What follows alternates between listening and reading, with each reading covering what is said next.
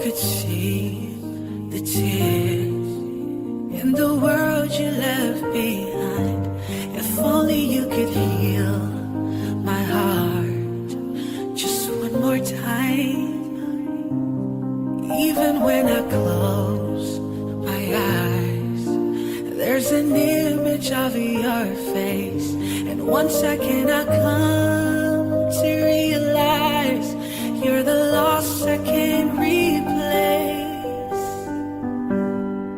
Soledad, it's a keeping for the lonely. Since the day that you were gone, why did you leave me, Soledad? In my heart you were the only, and your memory lives on. Why did you leave me, Soledad?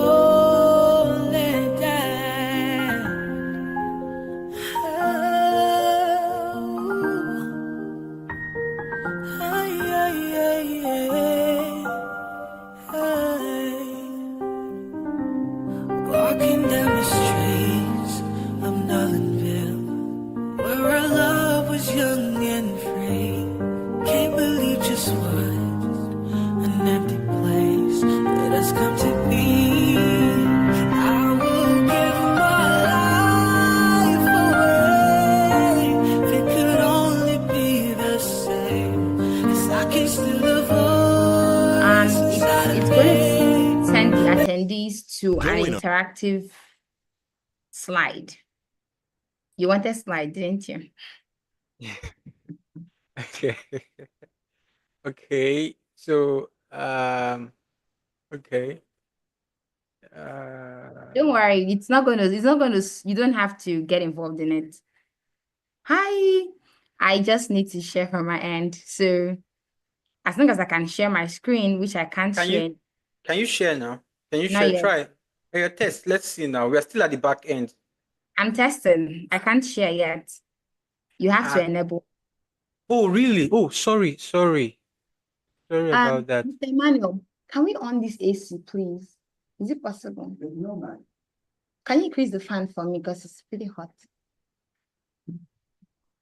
Oh, yeah, try again. Try again, Chinyere. Okay. Yeah, I'm in now. Okay. So let me. Thank you, boss.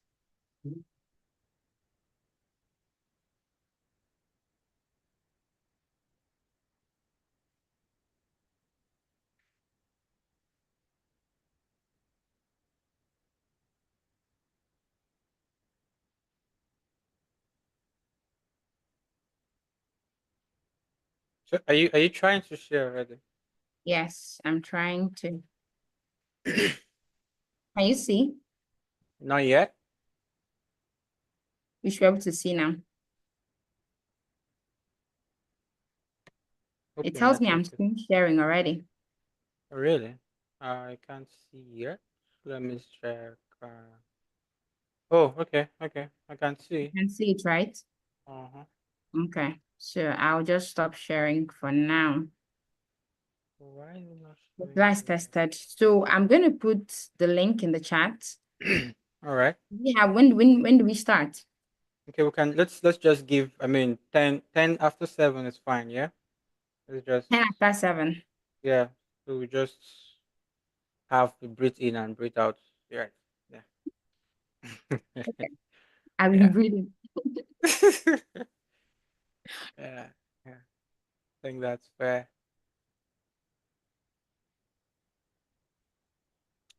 Ooh.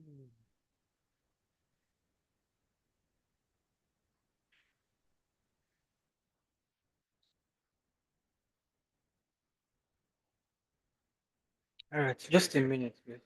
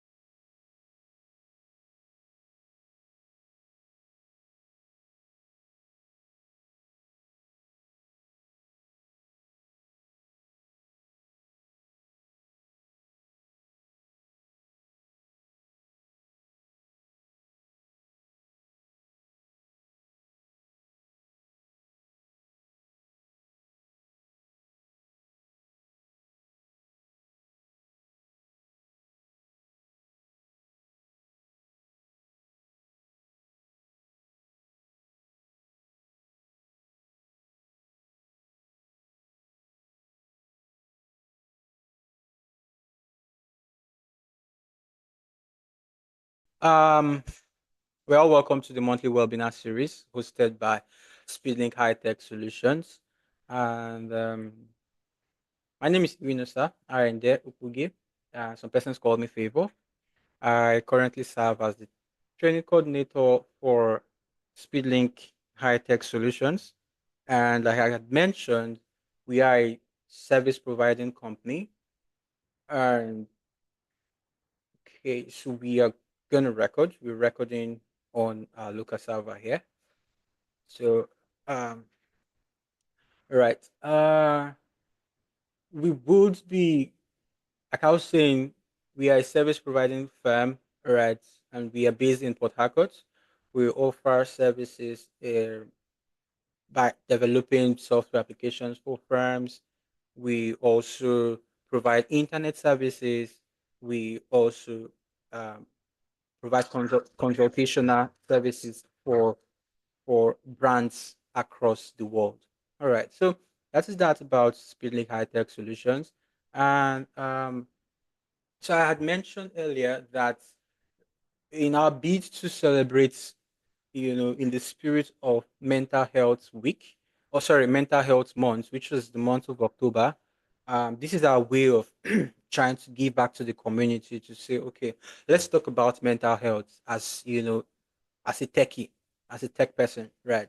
And so it doesn't make sense that you are trying to, see how to make ends meet, and then you're also battling with your mental health, right? So that's the need for us to say, okay, yeah, let's talk about what? Let's talk about our mental health, because it would be very fair that while you're trying to make money, your mental health is also sane. All right. And so we have brought in a guest who is an experienced person in this whole mental health, thing.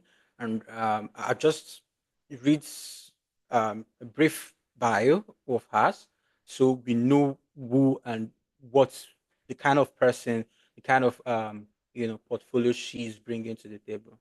All right, so her name is Chinyere Ndu Okoro, right? And she's certified in addiction treatment and recovery support for over 3 years, and she has built a track record of counseling clients with all forms of addiction and co-occurring mental health conditions with a knack for practicality and success. She leads initiatives to democratize mental health care for at-risk populations, including her mental support business, which is called Refineria. And Refineria provides mental health support for employees of today and of the future, and also offers addiction recovery support services. She, as she's fondly called, is also the programs manager for Faith Tribe Recovery Center, which offers educational treatments and counseling support for mental health conditions to young adults in Lagos and in the world at large. She's also a global master trainer with Smart Recovery International Office, a research based mutual support program for the recovery of all forms of addiction. She is a member of the United States Carrington Youth Network, a winner of the Consul General Award of Excellence, a McKinsey Forward alumni, and a member of the International Society of Substance Use Professional Association. If there is a room, whether a counseling room or on the outreach ground, Chinyere is someone who, you know, is an advocate or a leader of being fine. All right. And so, again, I would have said with a standing ovation, but I mean, we're all at home, so it doesn't make any sense to say you should stand. But, ladies and gentlemen, with it's my pleasure, it's my honor to bring to the podium Chinyere Ndu Okoro, as she will be taking us through this session of mental health. All right, so the floor is yours, Chinyere. Thank you, Nusa. Mm. So in the spirit of mental health, I greet you all in the spirit of mental health, right? Since we're emphasizing that spirit this evening. Anyway, it's a pleasure to be here. I'm so sorry for the glitch we had earlier, that we lost you guys, or you lost us, some sort, but we're back now. So like I was saying earlier, I worked in a tech company for more than 2 years. And so this is me as a formal techie speaking to techies today. So it's a real privilege. I want to appreciate Nosa and the team for hosting me tonight. So we're just going to get right into it because time is already fast spent. But Nosa is going to share a link with you guys. I'd like you to click on that link. Nosa, please let me know when that link is shared. Yeah, I have shared it. Thank you. So if you're on YouTube, maybe you just dropped your phone aside, you might want to pick it up right now because that link is going to bring you here to this page. Maybe not the way I'm seeing it, but it's going to ask you a few questions. So as a bit of an icebreaker, because I like to know the kind of persons who are in the room tonight. Based on where I'm joining from, I can't see you guys, but you can see me. But this is a way for me to know how you're feeling, so to say. So if you've gotten that link, just open it. It's not going to take a lot of time. Just type in your responses and I should see them pop up here. So I don't know if anyone is interacting from the technical team as well. So I'm sure that I didn't lose my participants. No. We're good. We're good. Okay. Sure. So I should see words come up here now. If I don't see, then that means technology has failed in a techie meeting. Ha. No. We're sure that it would come up soon. So.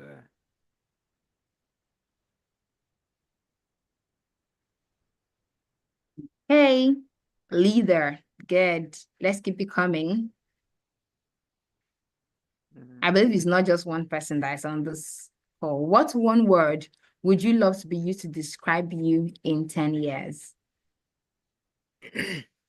What one word? Just one.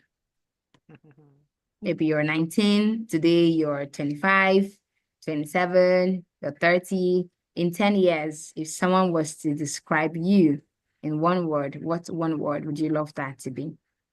So I'm just going to give one elastic minute for us to get more responses. Is that okay? It's fine, very fine. Thank you. So is it just one leader that is on this call tonight? Just one good leader. Okay. Successful, excellent. A mentor, a great person. Professor, comrade, Oh. governor. Interesting. Okay. Any other responses? I'd love to have more. Can we have more responses? It seems we have a lot of passionate people here. I can read that from your responses. Comrade, governor. These are not small things, though. Like, but governor of what anyway? Governor of Central Bank. Yeah, he didn't tell us. Okay, all right. Since we have very limited time, I'm just going to push on to the next slide. So you can click on the next slide on your screen and answer the next question. What does mental health or mental well-being mean to you? Tonight, we're going to talk mental health, right? Or mental well-being, because most times people mix the word up. Mental health, is it my state of being or is it the state of being fine mentally? So in order to avoid that confusion, let's just call it mental well-being tonight, which is a state of being fine mentally. So what does mental well-being mean to you? I'll be looking forward to your responses. Now, this might take a little more time because this one is not a one-word response. So sound and stable mind, okay? Having peace in your thoughts. Good. Okay, what else? I know it could be a very tough question to answer, honestly. What does mental well-being mean to you?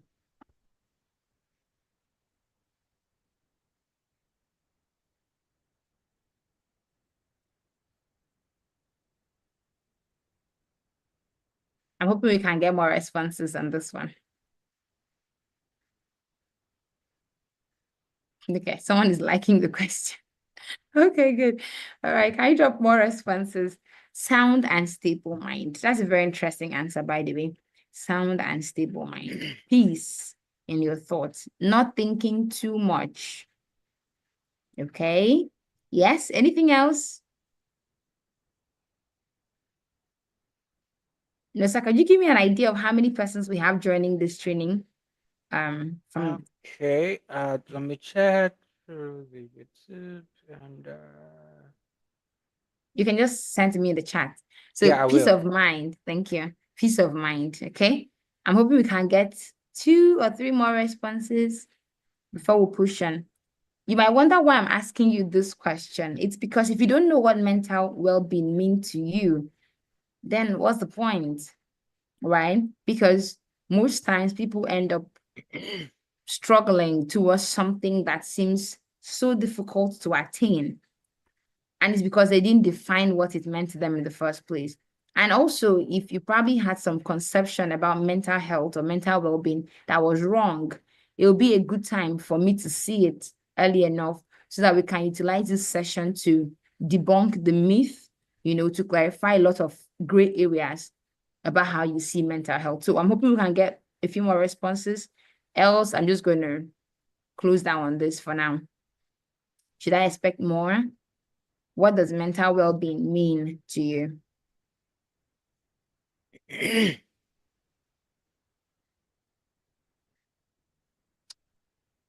Are others still taking time to think? I guess It's difficult, right? Anyway, no problem. Feel free to interact with this. Okay, someone else has answered stable mind, state of balance between body, spirit, and soul. Balance.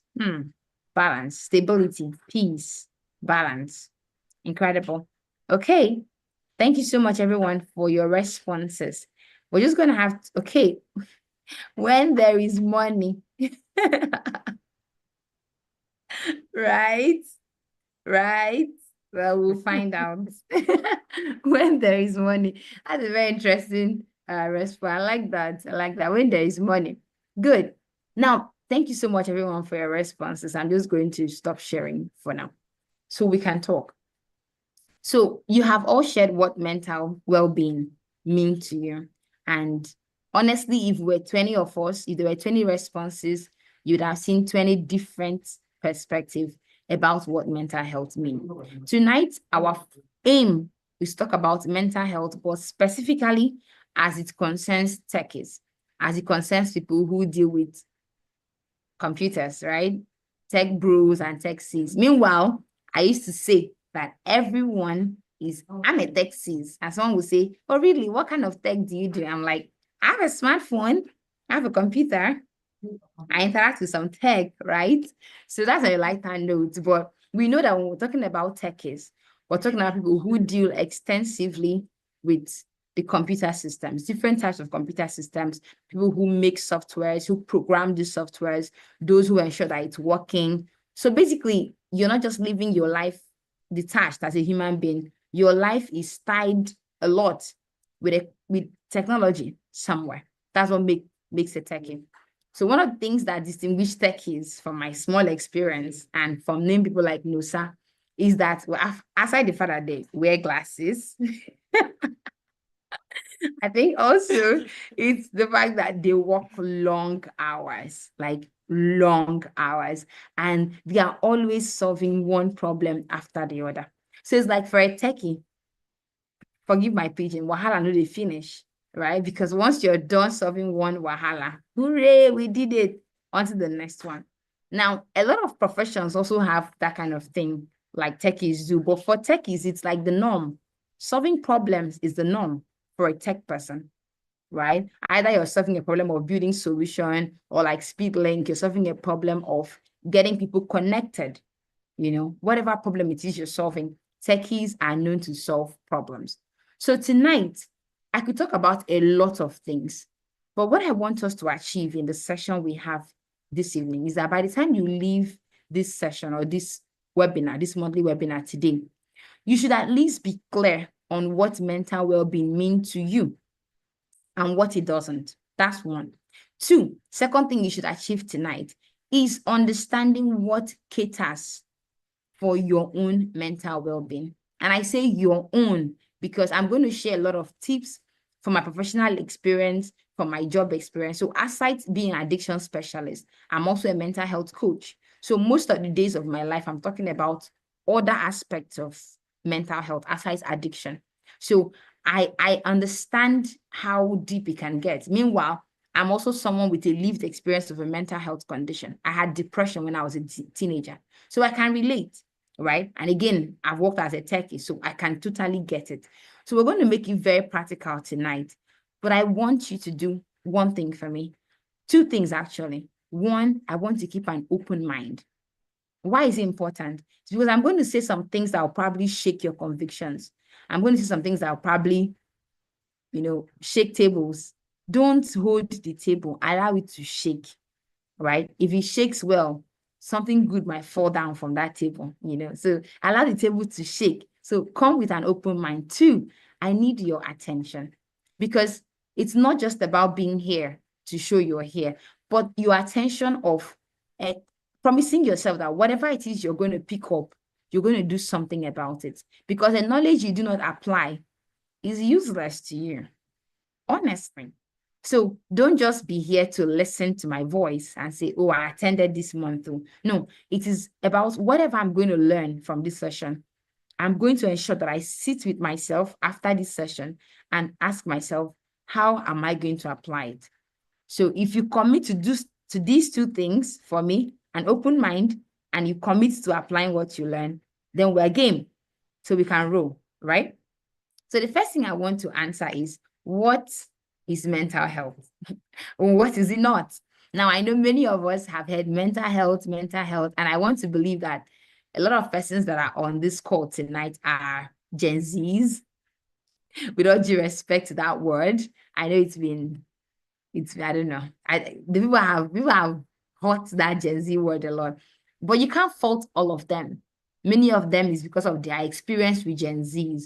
So, and I know with Gen Z, one of the words that is common is mental health. So what exactly is mental health? I'm going to give you a very long definition from WHO that you can probably find online, but I'm not just going to read it. I want to pick out important aspects of it that you probably never considered. So mental health is a state of mental well-being. So mental is what you said in your comments, peace of mind, right? Stability in your mind, being able to function well. Someone said not thinking too much. So mental stability, mental well-being is critical, but that's not all. Now listen, it's not just a state of mental well-being, but look at what WHO says. It's a state of mental well-being that enables people to cope with the stresses of life. So the essence of mental well-being is not just, oh, I feel good today. No, it is the things you're able to achieve because you feel good that actually shows if you're mentally healthy or you're not. So if you feel good and then you are still at home on your bed and you're not getting work done, you're not being productive, I'm sorry, your mental health is not the best state. So that state, that stability you've mentioned, that peace of mind, that not thinking too much, that stability in your mental state is not the end. So why am I saying this? I know a lot of Gen Zs live their life pursuing after that mental stability, as if that was the end. No, that's not the end of mental well-being. The goal of mental well-being is not that you are happy. No, that's not it. Rather, is a state of mental well-being that enables you to cope with the stresses of life, realize your abilities, learn well, work well, and contribute to your community. I'll say that again. It enables you to what? Cope with the stresses of life, realize your abilities. That means be able to find out deep things about yourself that you probably never considered. Learn well. Like I know most of you on this call are probably taking the training from Speedlink. Learn well, work well, and contribute to your community. So if you're feeling happy, it's a good day, I feel good, but nothing is changing, no work is getting done, you're still probably clogged, in your work culture, you're not learning well, you're not being able to retain what you're learning, then you haven't achieved mental well-being. Again, I say, mental stability is not the end. The end is the things that produce the results from your life as a result of that mental stability. Now, that is mental well-being. So don't live your life pursuing that mental stability, that happiness, that peace of mind as a goal. No, that's not true. Rather, you should understand that that is supposed to be a conduit, a catalyst to enable you live well, work well, realize your abilities, and contribute to your community. Sorry, that's what I want to note. Now, the next thing I consider that definition, thank you, is that it's an integral component of health. Like we all know, there is no health without mental health. But more so, it underpins your individual and collective ability to make decisions, build relationships, and shape the world that you live in. So if your happiness or your mental stability, even in that your happy land, you're not able to make rational decisions, your relationships are falling apart, and the world that you live in is crooked, is not being shaped, then you haven't really achieved mental well-being. Again, I say tables will shake, so allow it shake today. Because I know many of us live our life pursuing that state of mental stability as the goal. So Nosa will say, my mental health is not okay. And I'll say, why? He'll say, I don't feel so good. How about the days you feel good? What do you do with it? So if you pursue just feeling good, but then you feel good and that's the end, you will still find out that your life will not go well. Let me paint a scenario for you. Now imagine a 24-year-old female, right, who is learning data analytics, for example. Maybe her parents have paid for this training and she's probably pursuing that day that everything goes well, life is so smooth, her clothes did not tear, vehicle did not splash mud on her internet did not hang, Zenny did not mess up. She's pursuing that day as a goal. Eventually, maybe a day comes that all of those things fall into place. She now says, yes, this is my mental health, being fine. But guess what? She achieves that mental healthiness, but her relationship with her colleagues at school or at work is still shaking. It's still not changing. Nothing is getting better. Now, what would happen is by and by, those aspects of her life that is not being worked on is still going to make her feel worse. So things are going well, but then she still finds that it looks like it's just not working yet. She says, oh, I need money. Like someone said, mental well-being is money, right? I respect that answer. But then the person makes the money, and guess what? Maybe the person uses it to go and smoke or drink and goes into, or maybe gamble, bet Niger and the rest, and then goes into debt, and then there's money problem again. So is that really mental well-being? It's not. So that state of stability is not the goal. That's the first thing I want you to take away. It is not the goal. Right? So let's push on. So I've defined to you what mental health is. Now, note that it's a basic human right. So that means everybody is entitled to mental well-being. It is crucial to personal, community, and socioeconomic development. Now, like you all know, if you're not mentally stable, if you're not able to work well, learn well, realize your potential, contribute to your community, the question is what's going to work? So look around you where you stay right now, maybe in Port Harcourt or in Lagos or in Abuja. Is the world around you working? Are things moving forward? The collective state in your office, how is it like? Your mental well-being will contribute to all of those things. And I'm not saying it's all your fault, but I hope you get my point. So I've told you what mental health is. Now, what is mental health not? Mental health is not laziness. I'll say it again. Mental health is not laziness. Dear techies, mental health is not laziness. This life is too stressful. It's affecting my mental health. Really? No, like really? Mental health is not laziness. Mental health is not denial. Some people would say, oh, it's not getting to me. It won't affect my mental health. I'm mentally healthy. All this that is happening is not getting you. Maybe you're living in denial and you think that is you being mentally healthy. That's not true. I'll give another example. Maybe you're someone on this call and your relationship with your parents is not good. It's fractured. But you say, oh, that doesn't get to me. It has nothing on me, right? Let me just stop there. Mental health is also not risk aversion. So I've seen people say, me, I'm not going to go into that kind of thing, or it's not good for my mental health. The fact that you fear risk and you are not able to take risk, you're not able to take calculated risk, doesn't mean you're mentally healthy. Now, you see that most of these things that I'm sharing that mental health is not, would prosper in your life if you pursue that mental stability as a goal. That's when you say, I don't feel like working today, please. Let me just lie on my bed. My mental health. Is because you are pursuing mental stability as a goal, but it's not. If you realize that mental health is actually you being able to work well, you will see why you need to get up from that couch and get some work done. Mental health is not passivity.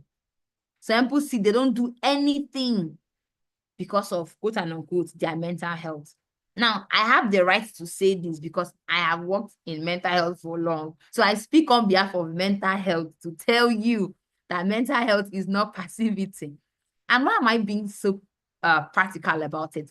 Because all my life and all the successful people that I have spoken to, you realize that most of their success was usually shrouded in an air of adversity. For example, Nosa is such an accomplished professional. I'm going to keep picking on him. Such an accomplished professional. If he were to tell you his story, he would tell you about times where he did things that were not good for his mental health, so to say, right? To get him to where he is today. I have done things that were not, quote and unquote, good for my mental health. Because mental stability is not the end. What I'm saying is you might have to go through times, go through processes that may not be mentally stable, so to say. But the end result is that you are able to deal with the stress of life. You're able to realize your ability. You're able to learn well, work well, contribute to your community. You're able to develop the world around you. Then yes, Teki, you are mentally healthy. I need to clear this air first before we push on. So again, I'll ask you, what does mental well-being mean to you? What does it mean? What does it connote? What does it connote for you? All right. So Nosa, please confirm if you can hear that beeping sound from my background. I hope you cannot. The inverter close to me. Yeah, it's fine. It's okay. It's All fine. right, It's thank not too you. noisy. Yeah. All right. But is it noisy? Because I would No, not want to put okay. you on that. It's okay. You can hear me loud and clear. Yes, Clear, right? yes, you are. Good. So now that we have shaked some tables, sorry, let me go to a very brief slide that I like to show you. So like I said, this night, my goal is two things. One, by the time you're done today, you should at least know this mental health. What does it actually mean? Okay. Second thing is I'm going to share practical tips that enable you get yourself a mentally resilient or stable life, more mentally stable, so to say, than what you might already probably be used to. Now, I want to show you something because most times I hear a lot of young people and techies like you say, oh, my mental health is good. My mental health is not good. I have mental health problems. I don't have mental health problems. It is not black and white. Let me know when you can see the slide that I'm showing you. It is not black and white. No, sir, please give me feedback, okay? When it's up. It's up. Thank you. So you see there's a spectrum. It's not black and white, it's a spectrum. Now, this is it. The first step is normal. Maybe not first, but the green part is you're healthy, you're normally functioning, not normally feeling alone, normally functioning. So there's normal mood fluctuation. You take things in strides. There's consistent performance. There's normal sleep pattern. You're physically and socially active. There's usual self-confidence. You're comfortable with others. That means you are healthy. Now, if you look at all of this, it did not say you feel happy. Feeling happy is good, but that's not the end. That's not a marker. That is not an indicator of your mental well-being. You might want to go through this again, right? And you can always find this image on the internet, by the way, if you want to look it up. Now, after that, there's reacting. So maybe something happened, like Nusa now is, I know there was time I knew he was working on some very intensive projects. I don't know if he does that normally, but let me use Nosa again as an example. So let's assume Nosa is probably got this contract. He's working with his clients. It's been a very difficult process. There have been a bit of ups and downs in the whole thing, and he's just tired. He hasn't had his best meal in like 2 days, and oh gosh, the AC is not working. Now, Nosa is definitely not going to be healthy, normal functioning at that point, right? He's going to be reacting because something has happened that has tended to shake his mental stability or his mental well-being at that point. So you could see him being impatient, being irritable. Now he's shouting at the conductor. Normally he will not even answer them. You know, there's sadness, there's increased worrying. When will they bring this light? When will they fix this thing? I'm tired of this problem. You know, there's procrastination sometimes, like, oh, let's just do it later. There's a bit of forgetfulness, trouble sleeping. So all of these things are symptoms and signs of the reacting state. All right. Then maybe these problems continue for long. And then Nosa now goes from reacting to injured. Now that means this thing has happened, has had an impact on his life. So I'll give an example. Now I will not use Nosa for this one. Let's assume maybe you lost a loved one to death. You're not just reacting at that point. Maybe someone you really love, you're injured.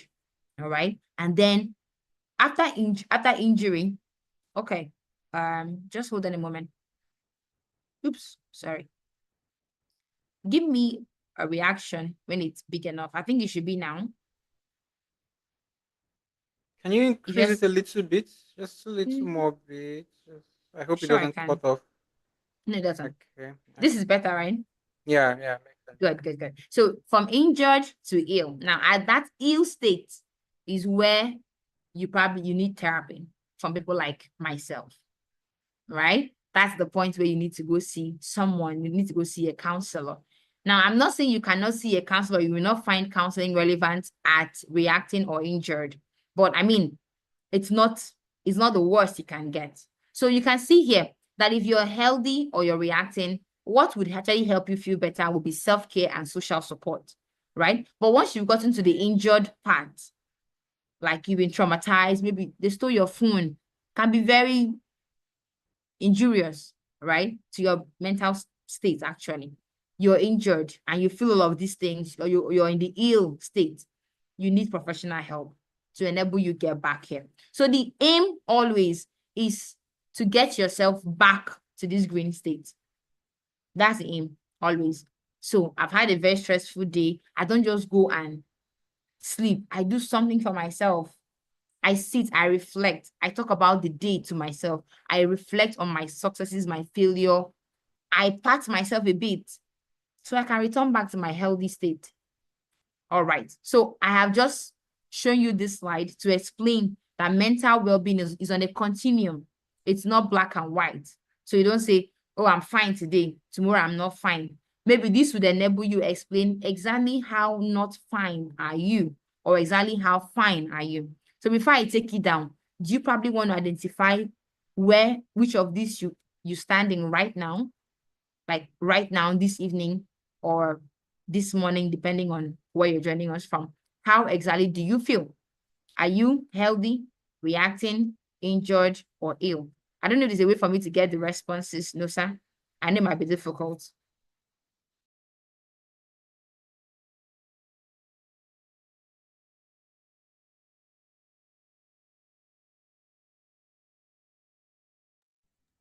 I'm so sorry about Okay. that. Just wanted to make sure we stopped the noise. All right, Okay. Nosa. No Yeah. problem. Yeah, so I'm trying to see if we can get that response. Do you mind? I don't know. There's a reset button on your screen. Could you tap on? Just click on it. Reset. Yeah, just click on it. I don't see no reset. Really? Oh, okay. Because we can see on our end here. All right, that's fine. No problem. Okay. So It's fine if you can't get the responses anyway. I know it might be okay. difficult since people are joining from some other interface. So, but then the aim is for you to be able to identify where on this spectrum you've fallen. So if you have identified that, good and fine. So I'll just leave it up for a few more seconds. So I know that many people, most of the time when I have shown this to people, either in trainings or therapy, you will see that most people are usually reacting or injured. Most people, like a vast majority, are usually reacting or injured. In fact, in a context like this with employees, most people actually might be reacting. Maybe they just had a very bad day, or they've had things not working and they are not feeling so good right now, So whatever it is you feel, it's fine. If you can identify that, then we're good to go. So we're going to roll. Now that you have identified where you fall on that spectrum, I want us to talk about what you can do to ensure that you are mostly on the green part. That's the second objective of my delivery tonight. So by the time I've achieved that, then we can take questions. All right. So what can you do to ensure that you are mostly on the green part of that spectrum? So that's my objective. Now I'm going to share a few things with you. I have a long list, so I might have to go fast at some point. But if you can take notes, please go ahead and encourage that. So the first thing, and meanwhile, let me say, the aim is for you to build mental toughness. If you remember the definition of mental health, we said it's your ability to cope with the stresses of life. So stress is part of life, but your ability to cope, to work well, even on trying days, to learn well, even when you have difficult teachers or maybe difficult situations, to be able to contribute to your society, realize your ability, that shows that you're mentally healthy. So the aim is, how do you build toughness? I know most of you on this call are probably starting off your career. I know most of you are so young, right? And then certainly you are passionate, very passionate. So how do you build that mental toughness that would ensure that you're mostly at the green part? Now, don't get me wrong. The fact that you are at the yellow or the orange, that's a reacting or injured, doesn't mean something is wrong. It doesn't also mean that you're a bad person. Even I speaking, I do get the reacting. And I think I've also been at the injured at some point in my life. So it's totally fine. But the aim is to always bring yourself back to the green, the healthy. That's the aim, to always bring yourself back to the healthy. So how do you build that mental toughness to enable you slide back to the green? The first thing, maybe number one, is to build resilience. Now, I know some of us probably work out, you go to the gym and you build muscles. I don't like how it looks on me, but maybe you do. You build muscles. And for the guys here, they build what they call six packs. No, sir, you know six packs now. You're smiling. They use six packs. Now, you might see someone training in the gym every day, and you say, why are you training like this? Are you going to lift a building? They'll say, no, I'm not going to lift a building, no. I'm just building, I'm just working out to keep fit. We use that word a lot. I want to keep fit. What they are telling you is they are not particularly planning for a particular day where someone is going to tell them, lift this car. No. But they are building themselves so that if such situation ever comes up, they are not found wanting, right? They are able to get by. So what they are building is called resilience. Now, resilience is not just physical. Don't get me wrong. Physical resilience is good. So maybe if you're here and you don't exercise, you're not doing so well for yourself. Okay. So physical resilience is good. But as it concerns mental resilience, there are different aspects of how you can build mental resilience. The first thing on how you can build mental resilience is the physical, actually. Now, I know many of the techies, but I saw a picture a few days ago. Someone had a very tiny room that was as small as a smartphone. So all that was in the room was his bed, and right by the bed was his table. His laptop was on the table. So basically his bed was the chair. So he would just sit up and then work on his laptop. And the tag on the photo was eat, sleep, and code. And I was just like, okay, so this is standard life. And I know many techies, that's how they live their lives, eat, sleep, and code. Your physical state also contribute to your mental toughness. So don't just eat, sleep, and code. Some days, stand up and stretch those legs that are for eating, sleeping, and coding. Some days stand up and stretch that body. Many of the techies that I know, they eat junk, pizza, and maybe some of them take parfait in their mind. That is that's balanced diet. It's not bad, it's good. But many of the techies eat weird things, like very weird things. Many of them don't eat healthy food. And I'm not going to shake any table at this point, but you know yourself.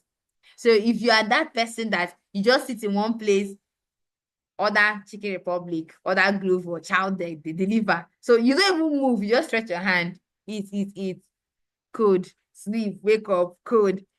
Hello, I'm sorry, you're not doing well. Okay, so so you've got to know that your physical well-being contributes to your mental well-being. I don't know if you've ever realized that what you eat also affects your state of mind. There's a nerve that runs from the brain to the stomach. It's called the vagus nerve, VAGUS. It's strange, but that nerve reaches down to your small intestine, which is the last part that your food touches. So if you eat well, you feel good. If you doubt me, eat well this weekend. Just eat well, and you report to NOSA if you worked or it didn't work. Eat healthy. Eat lots of vegetables, not just fruits. I know many people eat fruits. Eat vegetables too. All right. Drink lots of water. I don't drink soda.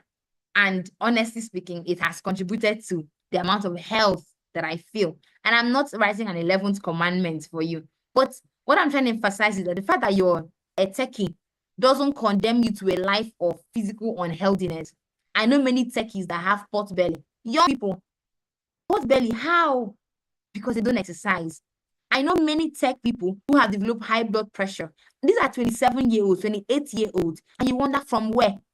Your sedentary lifestyle, the way you live, your physical way of living affects your health more than you know. And for God's sake, if you have high blood pressure at your late 20s, you have already started putting a punctuation on your lifespan. You don't need all of that.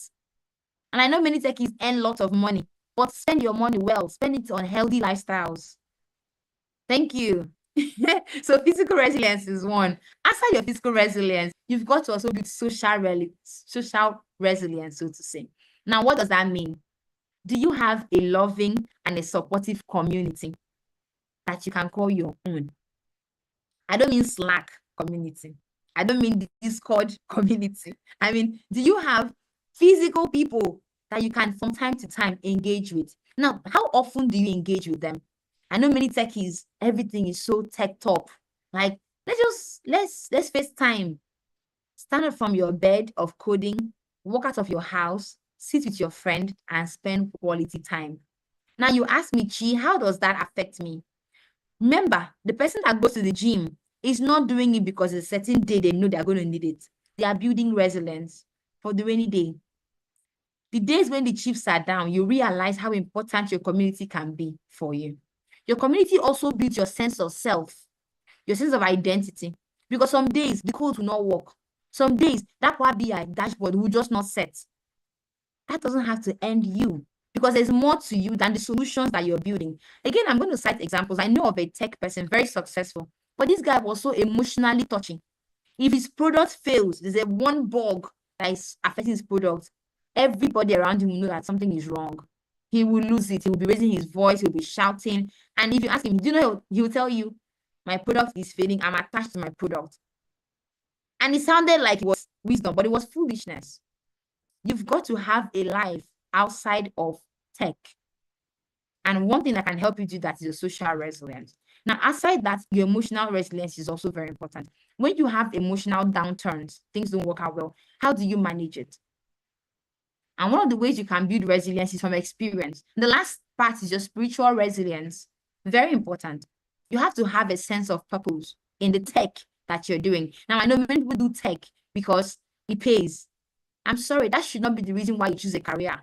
Because what pays today may not pay tomorrow. If you doubt me, ask the person that took a job as a cashier 15 years ago and was bragging that that was the best thing that ever happened to them. ATM. Let me not talk further. What pays today may not pay tomorrow. So find a sense of purpose. Believe in something. Draw close to God. That's what I'm saying. You need spiritual resilience. Very important. Now, resilience can be built from your experiences. So when you've had those experiences while you're learning right now, don't just throw them away. From time to time, sit down and allow those experiences shape you. So when you have tough times in school, your tech school, or at work, don't just say, "Omo, it's part of life. Hard days come." Learn from it. Allow those experiences shaping you. Allow them build you the six packs that you use to withstand those shaky days. Those days are going to probe your mental well-being. Okay, so let's rush. That's number one. I have to take a lot of time because it's important. The next thing is for you to live life with an open mind.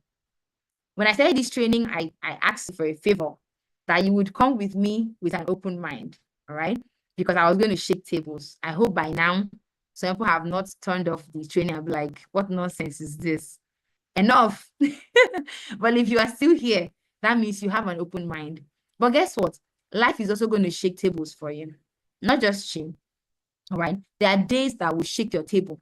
There are days that would shake the table of who you are, of who you're becoming, of your skills, of your competency, of what you are even about, of how good you are. Those days will come. Living life with an open mind says, I am a human being.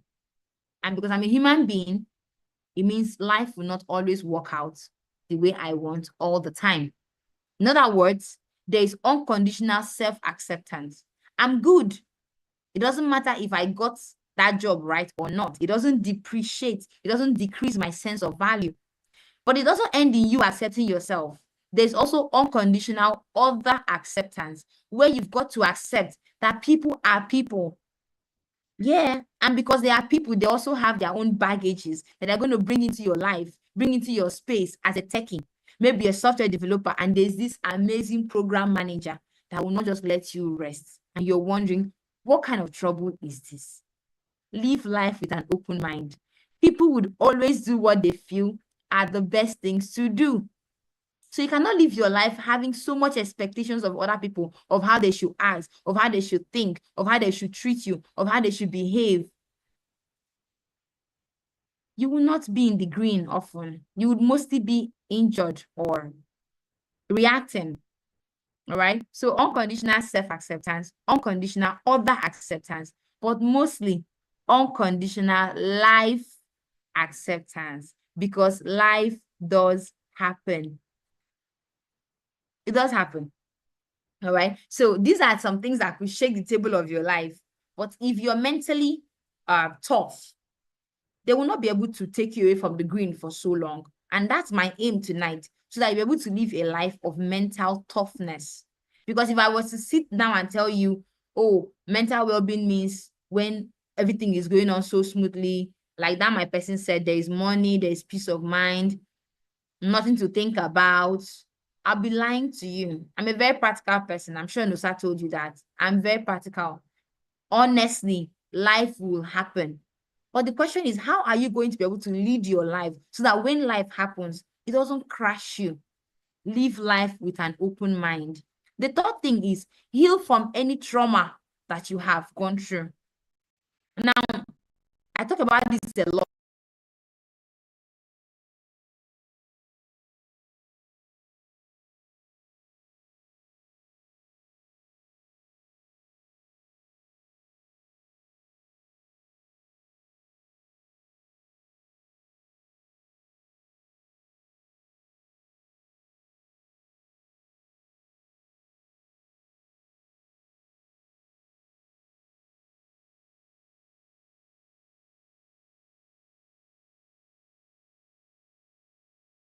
And people wonder, what's your own chi with trauma?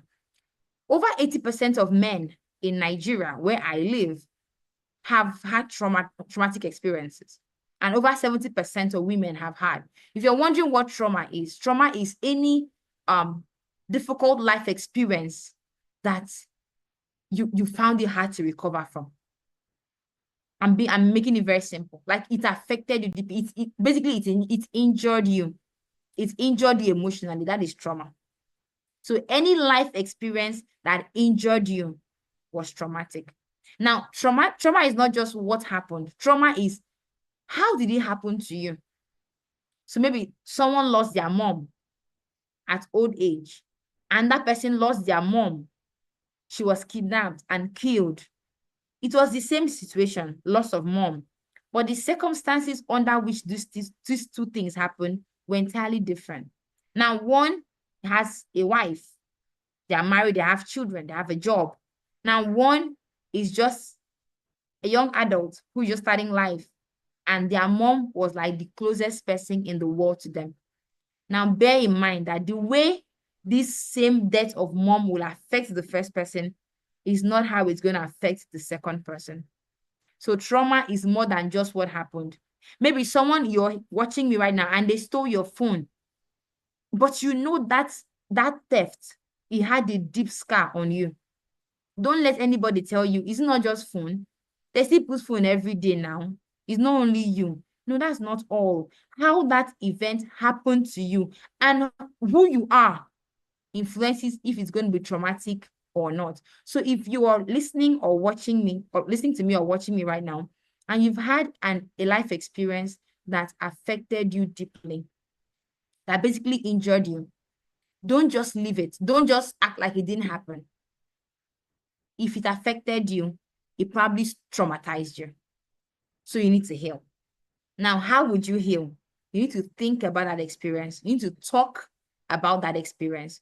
You need to probably engage a professional to understand how that experience affected your life and what influence it's having on you today and what is going to happen going forward and how you're going to break out of that. That is what healing means. Maybe you're the one here, you lost a friend. Maybe the person didn't even die. Maybe the friendship ended, but it really affected you deeply. Don't go on and say, now I'm in tech, I'm moving on, it doesn't affect me. If it's affected you, if it injured you, it was probably traumatic. Heal from that trauma. Again, if you're just joining, we're talking about how to build mental toughness. So I've talked about 3 things. The 4th thing is for you to embrace change. Embracing change is a very touchy matter, and I have just very few minutes. So if you have questions, feel free to start sending them in so we can start attending to them, okay? Embracing change. Now, I've seen a lot of persons who come to the counseling room and they are so upset with what's going on in their life. But by the time you probably tear it apart, what exactly is happening is basically change that is happening, all right? Maybe a relationship was working, then it stopped working. That's change, all right? Data, they could spend, sorry, I'm trying to be very honest, maybe the 30K was enough for them for a month, to have a reasonable life and still like have fun. But now it's not cutting it again. Before, they were buying fuel for 10K and they were cruising. In fact, they'll tell some, let me drive you, don't worry, let me drive you. They were living their life. Now they are spending 200,000 and they are still even managing the fuel. Change. Someone who is mentally tough or mentally resilient or mentally healthier is that person that lives their life expecting and embracing change. I don't know what change you might be experiencing right now, but is it really the worst that can happen? That change you are experiencing, is that the worst thing that can ever happen to somebody upon the face of the earth? Now, I'm not trying to trivialize what you're going through. No, far from it. But what I'm saying is, it's change. Now, most people are not afraid of change. So they can say right now, I'm not afraid of change. But most persons are afraid of loss. So they're saying things can change you, but I don't want to lose anything because of this change. I feel you, totally. But one of the ways that you can lose less or even don't lose at all is by embracing change. Most times when we lose because of change, we lose because we're busy fighting the change. So while we're busy fighting the change, we've already lost a lot of things. You've lost your sense of self. You've lost your self-esteem. You've lost your boldness. You've lost the relationship joy. You've lost time. You've lost energy because you are busy fighting change. But if you were just to embrace it, maybe you wouldn't have lost as much. So embracing change is one of the ways you build mental toughness. Now, the next thing is for you to aim to be at least 1% better every day. We call that continuous improvement. So you've come into this tech industry. Maybe Nosa haven't told you, but let me tell you now. If you don't develop, you will not stay relevant. Nosa is probably smiling because he knows I'm saying the truth. You've got to improve yourself every day. And is it mentally going to be favorable? Not on some days. Some days it's going to be tough. I'll tell you what I mean. There is no single day that I don't learn something in the field of addiction or mental health. Yes, even today, I've learned something. That is the culture of continuous improvement. It does two things. One, it keeps you relevant. Two, it saves you from the rainy day. Basically, it helps you embrace change better. Because when change comes and you know, oh, I've been working towards this for some time, you're not so you don't feel so helpless. Because basically, what causes you to mentally be unhealthy is that feeling of helplessness. Oh my God, this has overwhelmed me. There's so much to learn. I don't know where to start. But if you're learning one little by little every day, it may not seem so much, And maybe you're the one that is new in this tech industry, and you are looking at someone like Nosa, and you're like, by the time I will get to where, Nosa, I'm so sorry, you are the only face I can see, so I keep picking on you. That's why I'm not going to stop. All right. So maybe you wonder, when am I ever going to be like Nosa? When will I get so good? It can be overwhelming, and you would make yourself feel even worse. It could injure you mentally if you keep thinking about it that way. But if you break it down into little steps, what can I do every day that will lead me up to not just being like Nosa, but even being more or better than Nosa rather by the time I'm where he is, right? It would not look so overwhelming anymore. Because most of the reason why people falter or why people become ill mentally is because they felt overwhelmed and helpless. Just a moment. So that's the aim, right? Mental toughness, at least 1% better every day. So what is that thing you're working on? Maybe it's your friendship.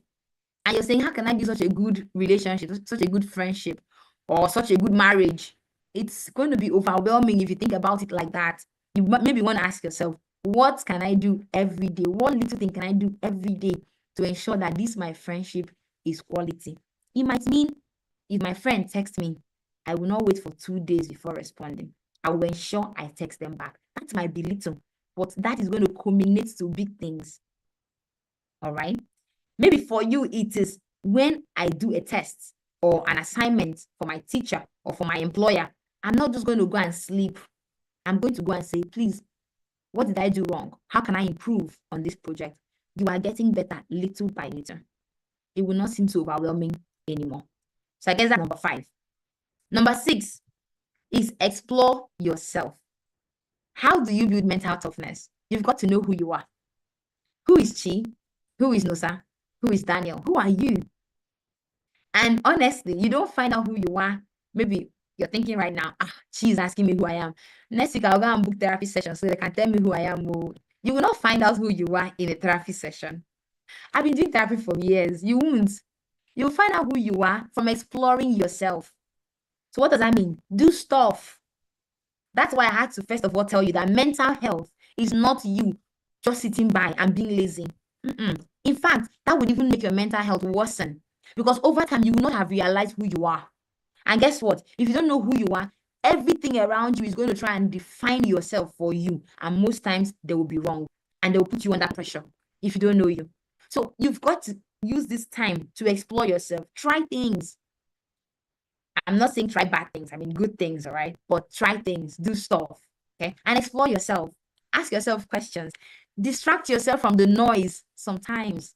Many of us spend lots of time on social media. And when you're on social media, you are not discovering yourself. I'm sorry. You're discovering other people. And there's nothing wrong with that too. But there's something wrong when you have discovered everyone else in the world but yourself. You lose out. You lose out. In fact, I would recommend at least, at most, 5 minutes of social media every hour. So if you must really be on social media, take just 5 minutes, put a timer, 5 minutes, I'm done for this hour, till next hour. Take social media breaks. You've heard people say this a lot, but have you really tried it? Take time out and ask yourself deep questions. Learn how to enjoy your own company. Some of us are always with people all the time. You always want to have, I don't know how else to put it. You always want to be with somebody. You always want to be with something. You're always doing something with someone else. So even when work is done, you call your community. Let's talk. Let's gist. This is good. But if you don't have time of solitude, you may not even discover who you are. What do you like? What do you not like? What are your innermost desires? What are your greatest desires? What are the potentials inside of you? That's why I asked you, what one word would you love to be used to describe you in 10 years? If you find it difficult to answer that question, maybe you need to do some more work discovering yourself. I don't want to shake table too much so that Anusa can invite me again next time. Okay, so the next thing I want to talk about is forming quality relationships. Building mental toughness will not work out so well if your relationships are not good. In fact, you heard it from the definition. If your relationships are not going well, you are not mentally well, because your mental well-being is not different from your social well-being. You saw it from the spectrum that the person, people under the healthy part of the spectrum, they are able to do what? Interact socially. They're able to spend time with other people that they love. They're able to not be secluded. I know a lot of techies. In fact, I have a very close friend who can sit on his laptop for 2 days straight, not seeing anyone else, not doing anything else. I have told this my friend several times. You are not fine. Good thing is they are changing now. That's a good thing. So maybe you are the one that do eat, sleep, code. It's not bad. But over time, you realize that you have robbed yourself of important social connections. So build quality relationships, not just so you can network, not just so you can get your next gig, but also so you can contribute to someone else's life. Life must not just be about you. If you want to be mentally healthy, you have got to see more than yourself. In fact, I'll tell you this for free. Most of the clients that I have seen for depression, one of the things that worsened their depression was because they were only seeing themselves in the entire picture. Someone said a few days ago, and I want to say, he says, humility is not thinking less of yourself. It's not looking down on yourself. He said, humility is thinking of yourself less often. If you're always focused on you, yourself, and you all the time, sooner or later, you won't like what you're seeing. If you look at yourself too much, you will begin to find out the things that are not working well in your life, and you will dwell on them. So you'll be depressed, you'll be sad, anxiety will set in. So build quality relationships. Be the reason why someone else succeeded too. Be the reason why someone else is also mentally healthy or mentally stable. Be a source of happiness for someone else too. Okay, let me stop there. Now, the last thing I'm going to share, because my time is up. I still have a long list, but I'm going to stop here. I think this should be number 8 or so. Most of the times when people ask me, what is the best way to deal with stress and anxiety? I'll tell them this. And I found this out over the years of my practice and from my own small life experience. The best way to break out of stress, I mean, chronic stress, the one that is hurtful, right? And anxiety, is simply by living your life purpose. I'll say it again. The best way for you to overcome stress and anxiety is to live your purpose. What does that mean? Live according to the purpose of your life. What does that mean too? When you live according to your purpose, there is little competition with others. You don't dwell so much on what is not working because you are happy. And I honestly want to say, I'm one of the very few persons who are doing what they love and getting paid for it. So I'm happy. Honestly, the fact that you're living your purpose doesn't mean that there won't be tough days. It doesn't mean that there will not be difficult days. It doesn't mean that there will not be days where you'll be probably reacting, on that spectrum. But guess what? The fact that you're doing something that matters deeply to you, it would always give you reason to get by. That's why I say, do not build your career based on what pays. It's not enough. It will not be. Because a certain study was done asking the question, does money buy happiness? And the study found that with more money, people were happier, right? So more money, more happiness, until a certain level. A certain level, they got to a certain amount. For example, let me make it practical. So let's say when they're earning 10,000 naira, I'm in Nigeria, they probably felt 20% happiness. Their money increased to 60K. 40% happiness. I'm happy. Now I can watch Netflix. Now the money increased to 150,000. 80% happiness. I'm just giving an example. Now we got to a particular amount. In that study, it was think about $10,000. Any other money they got out beyond that $10,000, that means if you increase it to $20,000, $30,000, their level of happiness did not increase again. It stayed the same. Why? It's because there's only so much money that you need to be fine. Anything extra to that amount you need to be fine, you can waste it. And it will not add to your well-being at all. In fact, most people now come down to smoking and using drugs because they have so much money. Nothing else to do. All right. So the last tip I'm going to leave with you today on how to build mental toughness as a techie is ensure that you're living according to your life purpose. Now, I know someone listening to me right now might say, oh my God, I've missed it. This is not my life purpose. If it means you dropping out of the career path you're in, it's tough, but it will be worth it at the end of the day. Do something that not just pays you, do something that gives you a sense of fulfillment. I'm not saying just something that makes you happy. No, something that gives you a sense of fulfillment. Maybe you're the one now saying, okay, Chi, I don't know what my purpose is, but I like tech, right? And it pays too. Then I'll say, find a sense of purpose in what you're doing. Yes. Now, what you're asking yourself, what problem am I solving in the world with my little effort here? What problem is that your code solving? In the grand scheme of things, what are you contributing? So I think I'm going to have to stop here right now so we can take some questions. Okay, so over to you, Nosa. Let me know if you have questions. And yeah, let's roll. Whoa. I wish I can actually put hands together for you so that it's been a lot. It's been a lot. And before I you. say anything though, my boss is here, is on the call, and I think I'd love for him to say 18 or two before we go over to the questions and answers. Because I know he has also learned a few things from your sessions as well. So yeah, Mr. Daniel, the floor is yours, sir. You can unmute your mic. Okay, thank you very much. Can you hear me? Yes, very well. Yeah, thank you. Actually, I was busy going through your social media and those liking and following and viewing your profile and all of that.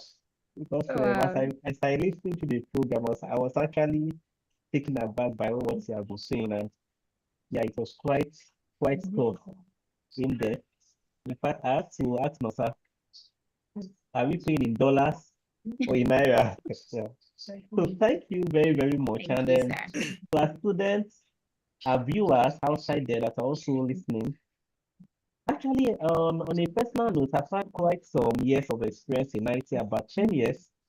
And just like what Chinyere said, there's one thing about IT. Most people come in because of the money, right?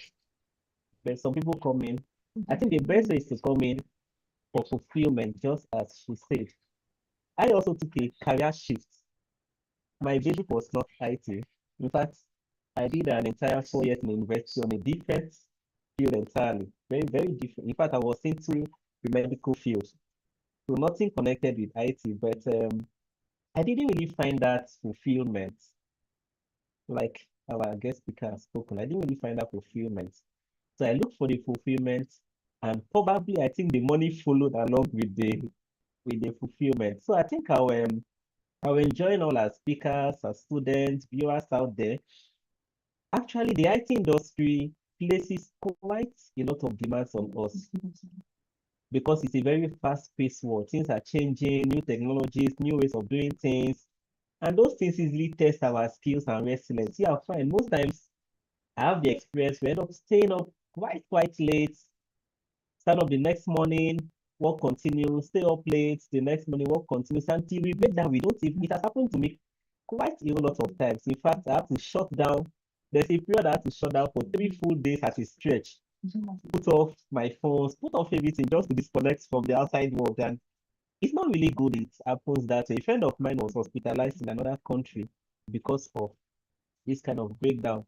So I think we should still go back to the video and go through every bit of it. And personally, I've learned over the years that you have to prioritize mental health to stay balanced and to be effective at work. Fine and good. Our IT environment, we have lots of pressures, lots of tight deadlines. In fact, in the IT world, it's one of the only fields where you get to multitask and multi-work. You are keeping 3 to 5 jobs at the same time, answering one business, going from day night to maybe night shift. It's very possible in IT. So it's very important that we maintain a very stable health. And I'll just give this as an advice to my own students who are on this call. Find out our training is intensive. And like we have been saying, I will keep saying, the pressure won't stop. We will keep pushing you because we have just 3 more months, I think 3 to 4 months, and we have quite a lot to do. So we'll keep pushing you. And I also understand the commitment that is required, but you should all remember that despite our push, there's always a boundary. You have to find a way using maybe the steps and the guidelines that have been given to us to maintain your energy and ensure you don't break. And today's session is also a reminder that we have to be balanced. We have to take time to reflect and ask the right questions. I think what we'll do on our own, and we will try to establish an office for counseling and just opening up, telling us about what you face and all that in line with the recommendations of Chinyere, our host. We have to do that. Yeah, I think our training coordinator Nosaya on this call. So let's quickly implement that. Though we have tried something like that already, that is the booking session but that was just about academics. But now we have to create another platform where students can book a session with us just to open up their mind and just to speak freely. Then those that we can't handle, of course, I have to refer them to our experts on this call. So we have to do that so we can help our people, because I think this should be why some people may come to class today. You don't get to see them and know where to follow up and check up and know what actually happened. So I'm thinking probably some of them have already reached their breaking point and we are not actually aware of that. So it's what we really have to do. Thank you very much, Chinyere, for this call. Thank you for accepting to be part of it. Today is the very first time. And in fact, when I saw your name on the app, I didn't really check to know it was, but as you kept speaking, I had to get busy. So thank you very, very much. And thank you, everyone. I just leave us to continue the questions. Thank you. All I right. appreciate you. All right. Thank you, Mr. Thank you Daniel. very Thanks so much. much. Thank you very much. Yeah, so just in context, Mr. Daniel Okun is the managing consultant here at Speedlink High Tech Solutions.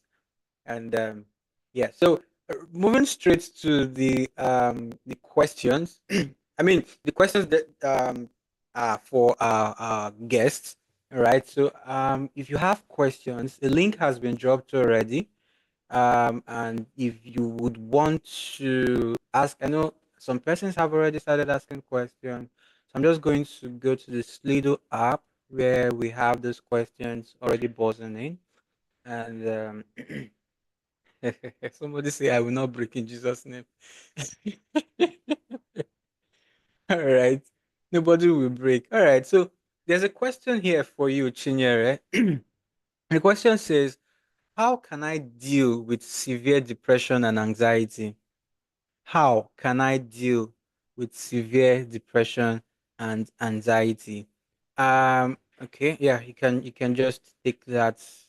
Okay. Hopefully we're able to, yeah. Yeah, so I know we have limited time, so I'm just going to go straight to the point. All right. So I hear the emotion behind this question. This person is saying, this is not just me reacting. I think I'm injured or I'm probably ill, Seth. And it's been going on for some time. How do I heal from severe depression? Honestly speaking, it's not something you can solve on this call. You need counseling. You need counseling to understand exactly what has impacted you so deeply to that point and find solution. Most times the solution to depression and anxiety, one of the things that would help is you changing the way you see things, changing the way you see yourself, the way you see others, the way you see life. And a professional can guide you with therapy through that journey. But top of mind, this is what I'll say to you.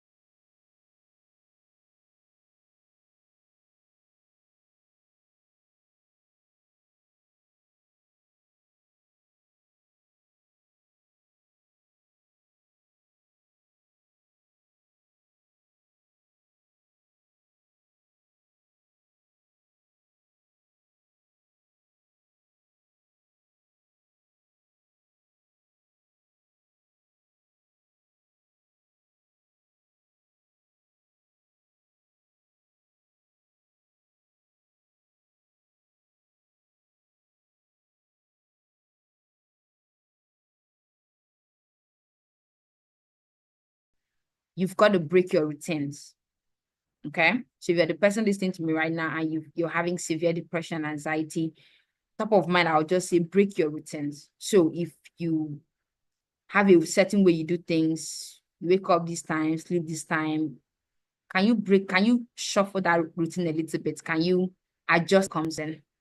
And so I would add, speak up about it.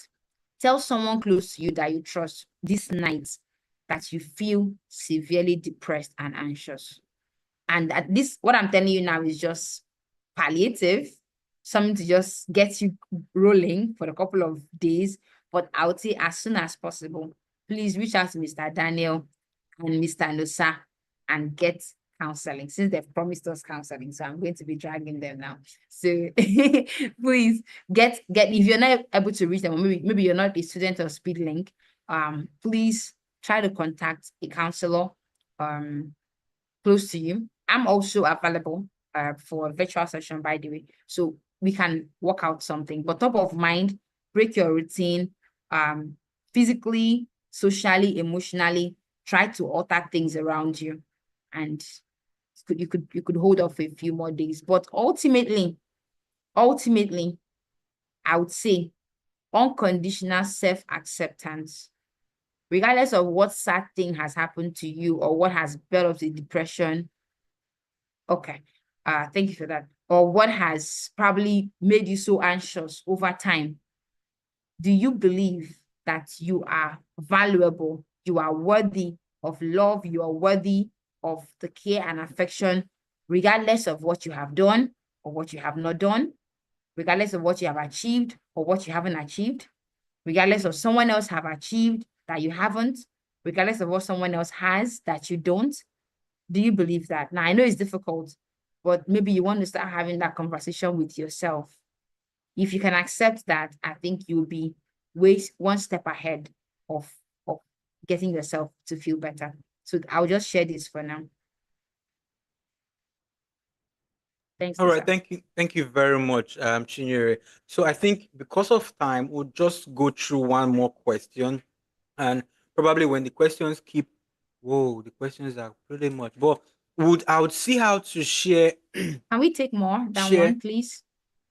Okay. I All right, know no you're problem. considering me, but All right, no problem. So let's take a few one more. question says, okay, I'll take this one, then I'll back up a little bit. So this question says, for someone with phobia due to past trauma, how would you navigate your tech life? I mean, the person says you just want to be alone and do your thing. You don't feel safe around people. So, I mean, the question is pretty straightforward though. But so how do you navigate some of that? Yeah. So if I got it right, you're saying you had a traumatic experience and now Mm-hmm. you feel what exactly? So the person is saying, how does the person navigate tech life? The person just wants Tech to be life. alone. The person just wants to be alone and do Oh, his okay. or The her thing. person, It doesn't okay. feel safe around other persons. Others, okay. Yes, exactly. Phobia, that was a word, phobia. Yes. Yeah. Okay. So like I said, well, thank God we said it today. Tech life, the truth is some form of tech life would actually sustain that your phobia, right? Like some jobs you do, you don't require to be with anybody. So you may not actually even feel it.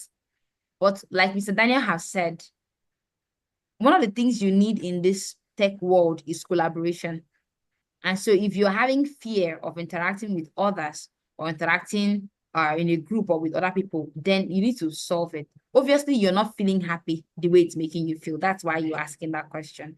So I would say you've got to heal from that trauma. It is possible to heal from trauma. It may not happen overnight, but it's possible for you to begin to slightly open up and slightly understand that whoever it is that hurts you is not that person you're seeing in front of you right now. So if you're interacting with a colleague, maybe they have the same name, they look the same way, they are talking the same way, that person you are looking at is not the person that hurt you. And so I'm going to tell you something you can do to probably remind yourself there and then that, oh, no, this is not happening again. Because most times what I feel is hooking you away from your social community is what we call arousal. So the traumatic experience is replaying in your head, and the fear, everything is rushing back again, and so you're withdrawing. So something that can help you is what we call the grounding exercise. So for example, you're talking with Nusa right now, and probably Nusa gives you a look that someone who traumatized you probably used to give you. So what you can do is hold on to something. If you were standing, I'll say sit, all right? Hold on to something, maybe a table, right? If you can, put your feet on the ground, all right? So why are you holding on to something? You're trying to activate your senses. Within that time frame, try to pick up the things you can see from your environment, okay? I can see a blue shade, a blue blind behind us right now. He's wearing a black shirt and a brown cardigan. Okay, I can see Chi. She's talking. She's light in complexion. You're using your senses. I can hear sound of the AC beside me. I can hear, I don't know, whatever noise you can hear. What you're doing is you are grounding yourself, because what your brain is speaking is, oh my God, this is happening again. I'm going to get hurt again. But that's not true. So using your senses, what you're doing is reminding yourself that I'm safe here. All right. This is not happening again. This is not repeating itself. I'm safe here. I'm safe. I'm safe in my current environment. Ground yourself back in the moment. I feel that's something that might help you there and then. But ultimately, you need to heal from that trauma. Okay. So I hope that helps you a little bit. Thank you very much, Chi. Thank you very much. And based on your request, we'll just do one more question, No and problem. let's see how we can take it up from there. Uh, so okay, we can just do. I would try to marry the two of them together because two of them are talking about balance. So the first Sure. one is saying, how do I balance up the quest to build myself up career wise and the need to settle down and build a family for myself? I'll take that again. How Okay. do I balance up the quest to build myself up career wise and the need to settle down and build a family for myself? The next one says, how do I balance the pressure for money and the quest to stay balanced in my tech field? Note that family needs to be fed, bills needs to be handled. So yeah, so the person is just trying to ask, I mean, how does he or she, balance quest for building up career and family? That's the other one. And then on the other hand, pressure for money and the quest to stay balanced in tech field or something. Yeah. I feel you. Whoever asked that question, I feel you. Now, let me start by saying, what does these things mean to you? Building your tech career, settling down, paying bills, helping family, they are all important. But what does it mean to you? Now, after you've answered what it means to you, my next question to you is, do you accept that you are not a failure, even if you didn't do all of these things the way others expect? Emphasis on others expect, because I think what I'm hearing from this question is a lot of expectations. And I'm being honest, most times people's expectations affect us even more than we can ever imagine. They are very unconscious. So the question is, who is calling the shot? When you say pay bills, feed family, I agree, it's important. But to what extent do you feel that, oh, if I have fed my family, then I'll be good? If you're earning 300,000 or 200,000 and you're sending 50,000 to your family, as that's how much you can send, should you not feel satisfied with that? Again, if you're wondering why balance may not come in, I would say, as long as there is still other people's expectation in that equation, there will never be balance. So first of all, remove other people's expectation. Remove it first. People expecting you, oh, by now you're supposed to have settled down, all of that. As long as you know there is something there that is not your own desire, someone is bringing that in, take it out first. After you have done that, then prioritize. It's something we call hierarchy of value. And it's an exercise I used to do a lot in my group sessions, but we don't have time for that. Prioritize all of those things. Tech career, settling down, they are all important. Now, which one tops the list? The truth is, honestly, there are not a lot of things you can combine together. So the person asking that first question, it looks to me like you're saying, I want to build my career first, be able to earn some money before I start getting married or thinking about settling down. But I'm growing old. My question is, how much money do you need to settle down exactly? Is it money you need to settle down, or a wife or husband? So you decide, okay? So remove people's expectation first from that equation and ask yourself, which one comes first? And is it possible for me to carry these two things along? Again, sometimes we reach for so much. Is it realistic? The goals you're setting for yourself, what exactly does building your tech career mean? What does it mean? Right? Is it when you have had like 5 years of experience, you now say, oh, I've built my tech career, now let me go and build my family? Can you not also build your tech career while making attempts to settle down? And again, I'll tell you what I told the clients today. Sometimes we look at the big goal, settle down. Oh, I think I said it here too. The big goal is settle down, but there are little steps you can take to achieve that goal that can still work concurrently with building your tech career. The big goal is fending for my family, building my career, but there are little things you can do to also enable you live up to that life, how do I put it, that life interest you have. You want to help your family. Good. Who says you can't help them out of 50K? The aim is helping, because if you can help them with 50K, you will be able to help them when you have 500K. So it's not just about how much you give, it's about developing the culture of being a supportive member of your family. And you need more than money to do that. Bills have to be paid, true. But can you probably reduce your bills? Can you reduce your means of livelihood for now while building your life or career in tech? Is it possible? So I think if you're able to answer a lot of all these my plenty questions, you might actually begin to understand. And again, let me say, the word balance has been bastardized. In some cases, honestly, balance is not realistic. Harmony is probably the word. Because if we are being honest, there are several stages of life that a lot of things are happening at the same time. So you will not say, oh, because you're building a tech career, you will not even think about who you are going to marry. Oh, all of that one should wait until I become like Nusa. Then I'll start thinking about it. You might find that by the time you become like Nusa, like they say in my video, you've passed the market where they find wife or where they find husband. That may not apply. But what I'm saying is, maybe you should think about it as harmony. How can I harmonize all these aspects of my life? Instead of saying balance, how can I harmonize it? How can I ensure that they are all playing together like a symphony of a sweet orchestra, right? Making beautiful music that makes me happy. It may not be everything you want today, but come on. You've got to also give yourself accolades from time to time. You're doing well. Okay. Thanks, Nusa.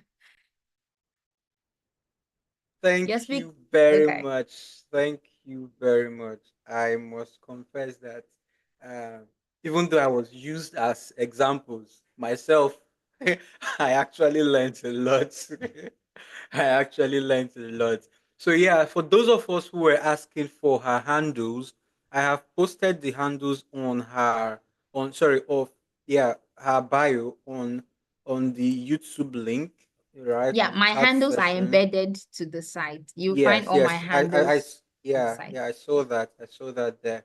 All right. Once again, I really do want to appreciate you, Thank Chinyere, you. and it's really been an amazing time. All right, that you have taken time to be with us, to teach us, to even though you have refused to let me call you my boss, but Yeah, it's it's an honor. It's an honor. I do Thanks, appreciate. Nusa. Yeah. Thanks so much. So before we jump off the call, I'm just going to share a slide with us. The slide is just to intimate those of our viewers, right, on what we do here at Speedlink, right. So I'm just going to take us to our website, so you can maybe when in your spare time you can go through our website and get to see what we do here at Speedlink. So the site is speedlinkng.com. All right, we provide IT solutions that make businesses stand out. So we run Pearson VUE, a center where you can write international exams and all of that. We have different services that we offer: IT services, networking services, technical security, digital marketing, cloud services, collaboration systems, certified training, just like I have mentioned. And industries we serve the retail or e-commerce, education and e-learning, healthcare and fitness, social networking. So a lots and lots of things that we do here at Speedlink.